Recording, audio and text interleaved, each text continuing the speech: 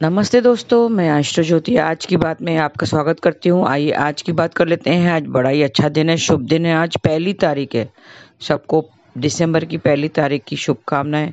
मन में नई उमंगें, नई ख्वाहिशें जागती हैं। नया महीना, ख्वाहिशों के ऊपर में कृष्ण कथा में थोड़ी सी चर्चा करेंगे।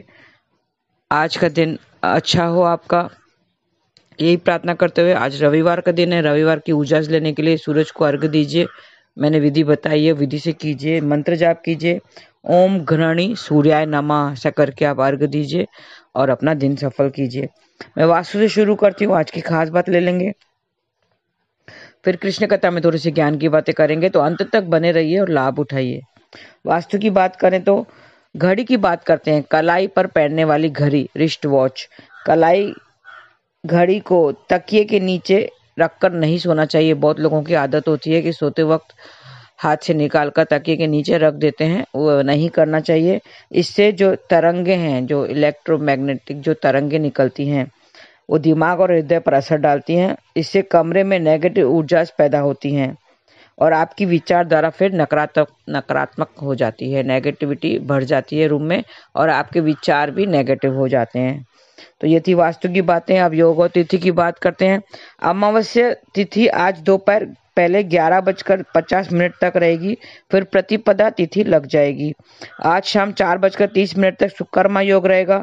सुकर्मा योग के दौरान किए गए कार्यों में कोई बाधाएं नहीं आती है। नई नौकरी ज्वाइन करने के लिए ये योग बड़ा ही शुभ माना जाता है। फिर आज दोपहर 2:25 तक अनुराधा नक्षत्र रहेगा। अनुराधा नक्षत्र की बातें हमने कल भी की थी। 17वां नक्षत्र है, जिसकी राशि वृश्चिक है। इसमें विवाह, यात्रा और वाहन खरीदना शुभ माना जाता है और इसका संबंध मौलश्री के पेड़ से बताया गया है। मौलश्री की पेड़ की आज उपासना करें और उसे किसी प्रकार का नुकसान नहीं पहुंचाना है। और अभी उपाय में चर्चा चालू करते हैं। उपाय बताती हूँ, आप नोट कर लीजिए। और आज स्नान दान की अमावस्या भी है। स्नान दान की अमावस्या कल मैंने बताई थी। जब अमावस्या 2 दिनों में बट जाती है तो पहली वाली पितृ की अमावस्या मनाई जाती है। उसके बाद में दूसरे दिन स्नान दान की अमावस्या, यानी आप आज तीर्थ स्थान में गंगा में स्नान कर सकते हैं। अगर गंगा पे नहीं जा सके तो घर पे ही गंगा जल पानी में डालकर नहाएं और सब नदियों का आह्वान कीजिए। फिर दान पुण्य कीजिए। आज दान देना बहुत ही शुभ माना जाता है अमावस्या तिथि पर। इससे अगहन या दर्श अमावस्या भी कहते हैं। धार्मिक रूप से इससे अमावस्या का बड़ा ही महत्व है। आज 10 महाविद्याओं में से एक देवी कमला की जयंती भी मनाई जाती है। आज देवी कमला की जयंती है। आज देवी कमला के लक्ष्मी स्वरूप के पूजन का विधान है, तो लक्ष्मी जी की आज पूजा आराधना कीजिए। आज माँ लक्ष्मी की पूजा करने से पैसों की कभी कमी नहीं रहती है। जीवन में खुशहाली आती है, बिजनेस को गति मिलती है। तो आज भी आज व्रत कीजिए और उसकी पूजा कीजिए, लक्ष्मी की पूजा। अच्छे स्वास्थ्य की प्राप्ति भी होती है। तो माँ लक्ष्मी की पूजा कैसे करें, विधि बता देती हूँ। घर के उत्तर पूर्व दिशा के कोने की अच्छे से सफाई करें। लकड़ी की चौकी रखकर उस पर लाल कपड़ा बिछाएं। चौकी पर लक्ष्मी जी की तस्वीर या मूर्ति स्थापित करें। गेहूं या चावल पर एक जल से भरा हुआ कलश स्थापित करें। आम की पत्तियां लगाएं, कच्चा नारियल रखें, लाल चुनरी भी चढ़ाएं। 8 सुहागनों की महिलाओं और कुंवारी कन्याओं को भी आमंत्रित करें। सभी के हाथ में हल्दी कुमकुम देकर देवी माँ की कथा सुनाएं। अगले दिन कलश में भरे हुए पानी को किसी पौधे में डाल दें और पूरी सामग्री जो है, बाकी की सामग्री नदी में बहते पानी में प्रवाहित कर दें। और आइए उपाय की श्रृंखला शुरू करते हैं। धन का संचार होने के लिए क्या उपाय करें। आज का दिन लक्ष्मी यंत्र की स्थापना करें। लक्ष्मी यंत्र की विधि पूर्वक पूजा करें। पहले उसको मंत्रों से सिद्ध किया जाता है, फिर उसे अच्छे से विधि विधान से पूजा करें और उसे स्थापित करें।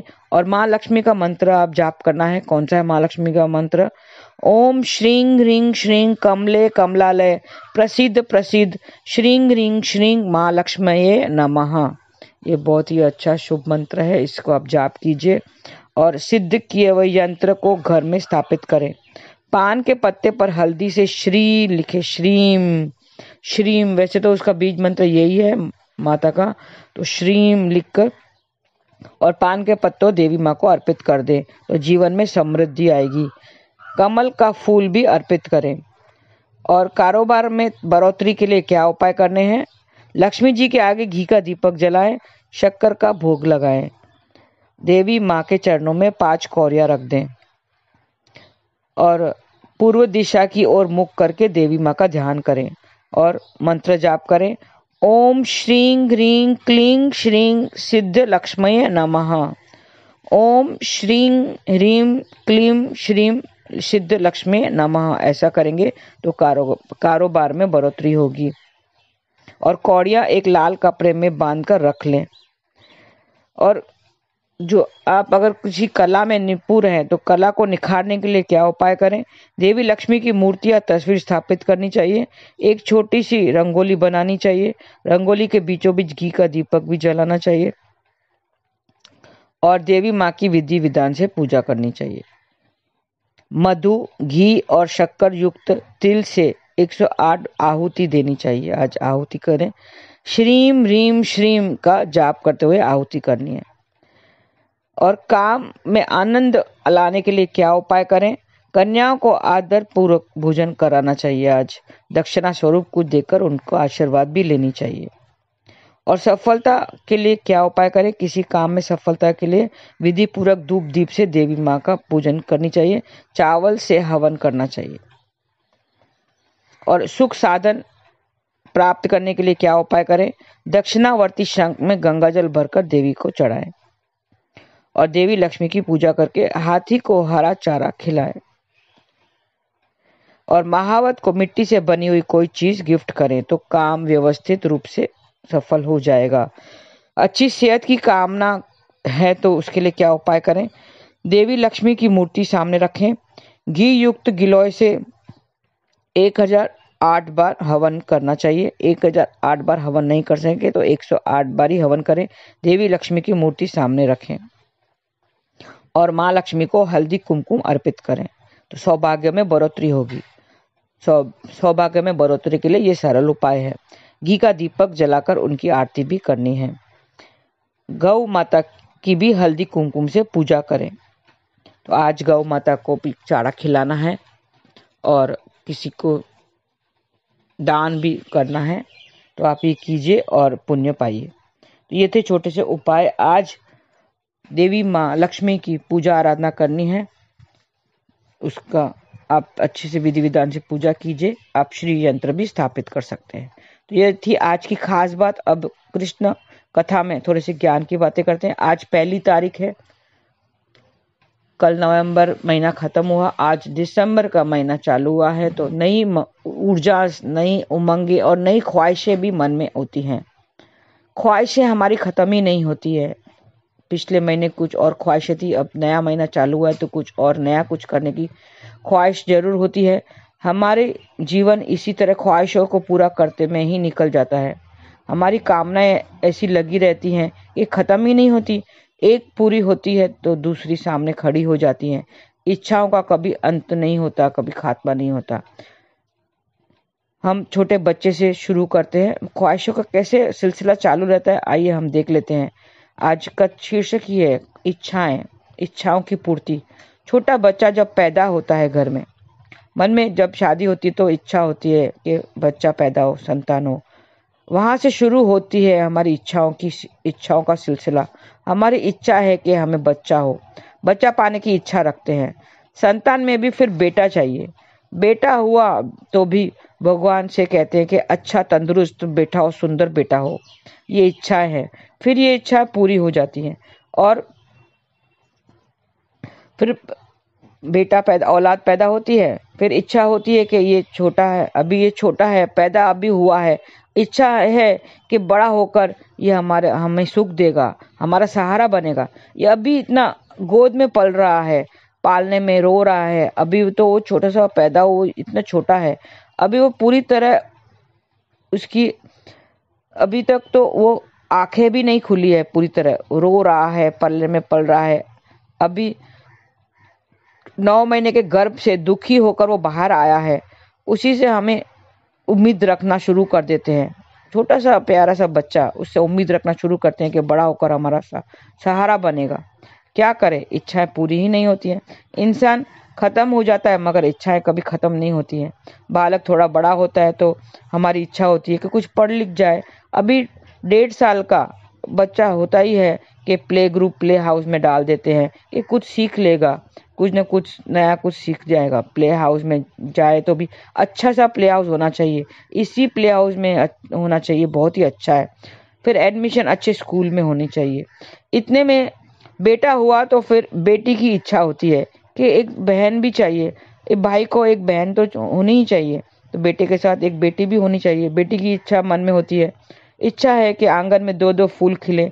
हाँ सही भी है, अकेला क्या करेगा बेचारा, तो भाई के साथ बहन भी होनी चाहिए, खिले 2-2 फूल खिले। इच्छाओं की बात तो चल ही रही है, इच्छाओं की बात तो खत्म नहीं होती है। फिर बड़े हो गए तो कॉलेज स्कूल में एडमिशन हो गया, बड़े हो गए, पढ़ लिख लिया, अच्छे कॉलेज में एडमिशन मिले। प्रभु इसको अच्छे कॉलेज में एडमिशन मिलनी चाहिए, मुंबई से सबसे बड़ा सबसे अच्छा कॉलेज में एडमिशन इसकी होनी चाहिए, ये मन में इच्छा होती है। फिर जब अच्छे से पढ़ाई की, कॉलेज में पढ़ाई हो गई, डिग्री मिले, डिग्री भी मिली तो अच्छी नौकरी मिले। डिग्री पढ़ाई लिखाई कर लिया, अभी अच्छी नौकरी की ख्वाहिश होती है। प्रभु जी आप दुआ कीजिए, प्रार्थना कीजिए कि इससे अच्छी नौकरी मिल जाए, अच्छा सा पैकेज वाली नौकरी मिल जाए तो मैं 1 किलो मिठाई चढ़ाऊंगी। चलो उसे अच्छी नौकरी भी मिल गई, हमें क्या, हमें तो 1 किलो मिठाई मिल गई। तो 20 लाख का पैकेज वाला, 20 लाख के पैकेज वाली नौकरी मिल जाती है, ये भी इच्छा पूरी जाती है। अब भी नौकरी तो अच्छी नौकरी मिल गई, अब अच्छी लड़की की ख्वाहिश, प्रभु जी प्रार्थना करें, दुआ करें, अरदास करें कि इसको अच्छी लड़की भी मिल जाए। उसके बायोडाटा दे देते हैं, हाँ 2-3 जगह बायोडाटा दे देते हैं, बस प्रभु जी आप ही को ये लड़की ढूंढनी है, अभी ये नौकरी तो अच्छी कर रहा है, इसको अच्छी लड़की भी मिल जाए। एक बार बस बहू घर में आ जाए तो बस मैं पूरी दिन झूले पे बैठकर प्रभु का नाम जपती रहूंगी, हरे कृष्णा कृष्ण कृष्ण हरे हरे, हरे राम राम राम हरे हरे हरे हरे। बस अच्छी बहू मिल जाए, इससे इसके लायक कोई बहू मिल जाए तो झूले पर बैठकर नाम जाप करती रहूंगी, सुबह ब्रह्म मुहूर्त में उठकर कृष्ण कथा सुनूंगी, नाम जाप करती रहूंगी। क्या पता कि झूले पर बैठा है कि चूल्हे पर। हाँ बहू आती है तो वो भी काम करने वाली मिलती है, तो बहू अगर काम पर जाएगी तो चूल्हा ही तो संभालना होगा। बड़ी उम्र में भी हमें, बुढ़ापे में भी हमें चूल्हा ही संभालना पड़ता है, खाना तो बनाना ही पड़ेगा ना घर के लिए, बट बेटे के लिए, बहू के लिए। लेकिन इच्छाएं कभी कम नहीं होती है, बुढ़ापे में भी खाना बनाना पड़ता है। चलो भोजन नहीं बना पाए, हाथ पैर अगर नहीं चल रहे, भोजन नहीं बना पाए, लेकिन सब्जियां तो काटनी पड़ेंगी, पालक मेथी कोतमीर, ये सब कौन साफ करेगा, ये तो आप ही को ही साफ करना है। हाँ आपको बस बेटे के लिए किसकी किसके बेटे के लिए लड़की ढूंढी, लड़की मिल गई तो शादी हो गई, शादी हो गई तो बस प्रभु जी अब संतान हो जाए, इससे एक अच्छी सी संतान हो जाए। क्या हमारी इच्छाएं खत्म होती हैं, यूं ही चलती रहती हैं, बस बच्चे के बाद बड़ा हो जाए, स्कूल हो जाए, कॉलेज हो जाए, नौकरी हो जाए, फिर शादी हो जाए, फिर उसको बच्चा हो जाए, तो हमारी इच्छाएं कभी खत्म नहीं होती है, यही चलती ही रहती है। इसमें इसमें इस इच्छाओं के बंधनों में हम जकड़े हुए हैं, मोह माया के बंधन में हम जकड़े हुए हैं। काम मतलब कामना, इच्छा, क्रोध, मोह, मोह मतलब माया, लोभ मतलब लालच, अहंकार मतलब घमंड, इन बंधनों में हम बंधे हुए हैं। इसके अलावा होती है इच्छाओं के बंधन जो हमें छोड़ते ही नहीं हैं, हमें जकड़े हुए हैं। हम कैसे छूटेंगे, इन सब से कैसे हमें बाहर निकलना है। हम कहते हैं कि हमारे 2 बेटे हैं, हमारे 3 बेटे हैं, हाँ हम इच्छा रखते हैं 2 बेटे 3 बेटे की, बेटे होने के बाद वो हमारा बड़े होके हमारा सहारा बनेगा। बेटा जब बड़ा होगा हमारा सहारा बनेगा, बुढ़ापे का सहारा बनेगा। क्या वो सही मानों में सहारा बनता है? सही बताइए, सही मानों में क्या हम जितनी इच्छा रखते हैं उतने उतने ही हम दुख पाते हैं? क्या वो बड़ा होकर हमारी देखभाल करता है?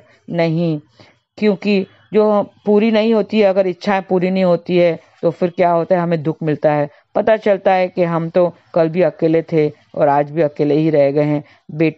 बेटा बहू पोते पोती ये सब नाम के लिए हो जाते हैं। बेटा आप कहता है माँ आप चुप बैठो, आप बीच में मत बोलो, आपको बोलना नहीं आता है, बीच में मत बोलो, तब बड़ा दुख होता है। जब इतना बड़ा किया, जो बेटे को बड़ा किया, जिसको बोलना सिखाया, बेटे को कहते हैं बेटा तुम्हें बोलना तो मैंने ही सिखाया है और आप मुझे ही कह रहे हो कि चुप बैठो। बेटा काफी समय कहता है बेटा, माँ को कहता है माँ आप चुप बैठो, आपको बोलना नहीं आता, बीच में मत बोलो, तो उस समय बहुत दुख होता है। बेटा ये भूल जाता है कि जिस माँ बाप ने उसे इतना बड़ा किया है, अच्छी पढ़ाई, नौकरी, लड़की सब दी है, सब कुछ दिया, उसकी सारी ख्वाहिशें भी पूरी की, आज वो ही अपने माँ बाप का ध्यान नहीं रख पाता है। हम इतना कुछ कर लेते हैं, सारी ज़िंदगी उस पे बिता देते हैं, लेकिन फिर हम पता चलता है कि हम अकेले ही रह गए, अकेले ही छोड़ दिया। इतना याद रखना कि जिसने अपने माँ बाप को दुखी किया है, जिसने अपने माँ बाप को खुश नहीं किया है, क्या कृष्णा उससे खुश होगा? कृष्णा कभी नहीं खुश होगा। तो अपने माँ बाप का ध्यान रखिए, उसको खुश कीजिए। माँ बाप को खुश नहीं करेंगे तो कृष्णा को कैसे खुश कर पाएंगे? कृष्णा कैसे खुश होगा? हमें ये नहीं भूलना है, हमें कहना है। हमें तो ये कहते हैं कि हमें 2 बेटे हैं, 2-3 बेटे हैं, लेकिन नहीं, हमें कहना चाहिए कृष्णा तुम हमारे बेटे हो, कृष्णा हमारा बेटा है। कृष्णा भी हमारा बेटा है नहीं, कृष्णा ही हमारा बेटा है। उससे ही ख्वाहिश, उससे ही इच्छा रखिए, वो ही आपको खुशी देगा। सच्ची खुशी आपको उसी से मिलेगी। अपने मन के अंदर झांक के देखिए, अपनी अलग सी दुनिया बनाइए। और आप अगर ग्रुप में हैं तो कृष्ण की बातें कीजिए, और अगर आप अकेले हैं तो कृष्ण से बातें कीजिए। बस नाम जाप करते रहिए, हरे कृष्ण कृष्ण कृष्ण हरे हरे, हरे राम राम राम हरे हरे। आज के लिए बस इतना ही। धन्यवाद। आपका दिन खुश रहे, शुभ रहे। हरे कृष्ण।